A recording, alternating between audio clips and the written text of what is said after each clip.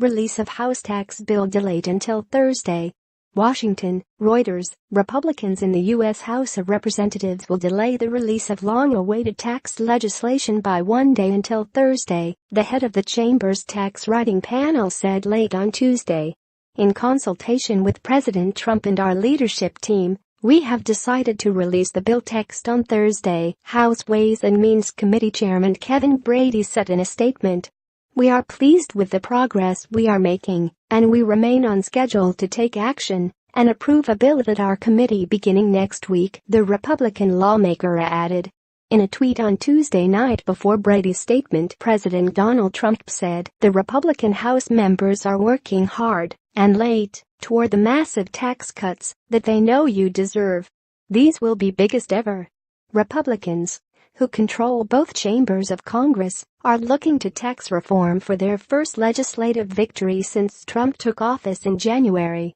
Democrats say the Trump tax plan is a giveaway to corporations and the rich.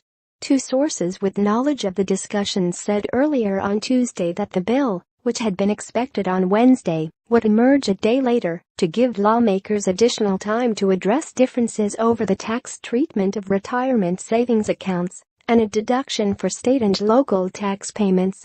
Trump and other top Republicans have proposed a plan that would cut taxes for corporations, small businesses and individuals by up to $6 trillion over a decade and pay for the reductions, in part by eliminating trillions of dollars in deductions and other tax breaks that are often fiercely defended. The U.S. tax code has not undergone a major overhaul since 1986, when Republican Ronald Reagan was president. Earlier on Tuesday, House Republicans appeared to be nearing a deal on state and local taxes that would preserve a federal deduction for property taxes, but not income taxes, potentially removing a major obstacle. Republican Representative Tom Reed of New York said the sweet spot compromise was gaining support among high-tax state lawmakers who have signaled their opposition to a proposal to repeal the state and local tax, or SALT, deduction. Another New York Republican saw things differently. I'm still inclined to be opposed to it. The income tax is a major factor, said Representative Peter King. This is going to affect our country for the next 20 years, for good or bad. I think the last time we did tax reform, there was like 2 years of debate. We're going to have 10 days, he said.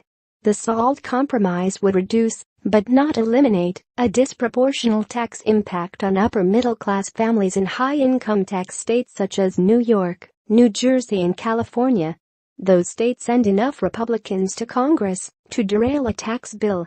The House bill is expected to cut the top corporate income tax rate to 20% from 35% and phase out the estate tax paid by the wealthiest taxpayers over 2 or 3 years.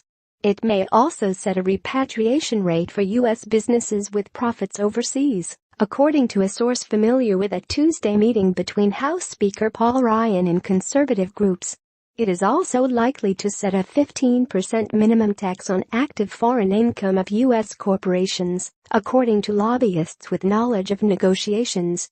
As the Trump administration escalated its pro-tax plan campaign, Vice President Mike Pence met with Republicans on Tuesday, while Trump hosted industry leaders and then Ryan at the White House.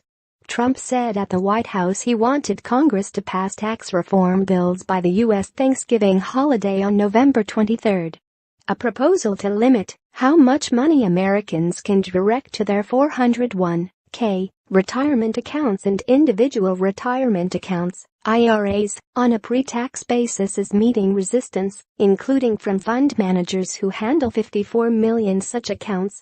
Republicans initially proposed capping tax-free 401(k) contributions of $2,400, down from $18,000 in 2017, but the figure is in flux.